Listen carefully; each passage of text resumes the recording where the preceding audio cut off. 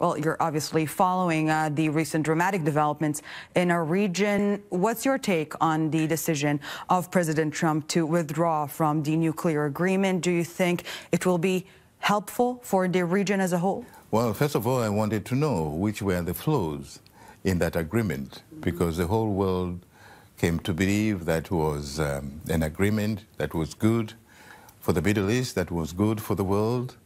And indeed, on the issue of nuclear proliferation and nuclear threats, it is a global concern, and that of the United Nations. And when President Trump said there were serious flaws in this agreement, I wanted to know what are the problems, because we all need some form of agreement in any kind of nuclear-related issues. And I've had a very insightful discussion with the Minister for Defense and with the other colleagues, just to get to understand exactly what were the shortcomings of that agreement and what would be the way forward from where we are now.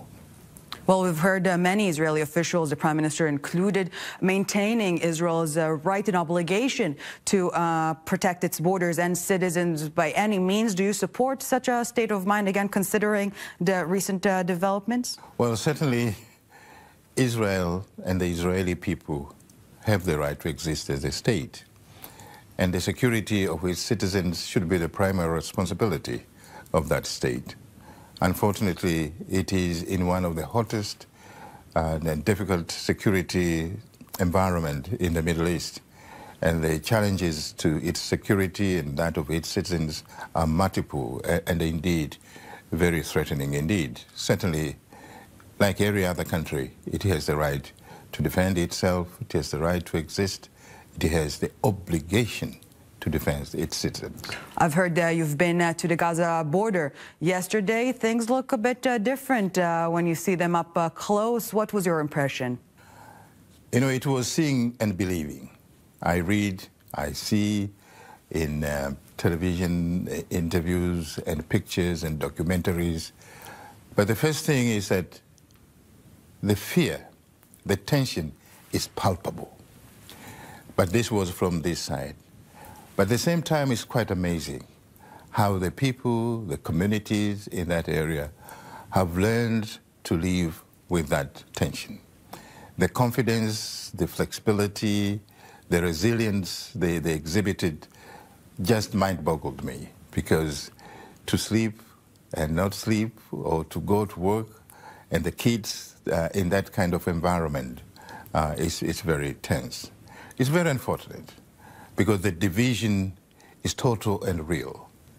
It's not only the psychological and the emotional issues related to it, but it is the political, the security, the economic, the social separation. I looked at the walls and I looked at the barbed wires in some places, and it's something I've never seen before. Maybe it's reminiscent of what we saw in Berlin at the height of the Cold War. But I was, again, most impressed at the crossing point, where over 500 trucks deliver goods, food, and other materials to the Gaza Strip. The process is very complicated, but at least something keeps on moving between the two countries.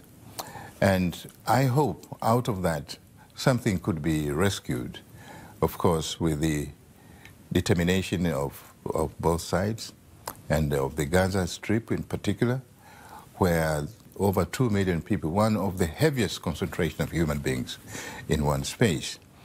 And the Israeli government and people and business community have responded at least to ease the pressures. But I don't think this is adequate enough. It is a remedial measure, and I believe with human ingenuity and commitment to peace, both sides could make that one line of communication yield other positive development.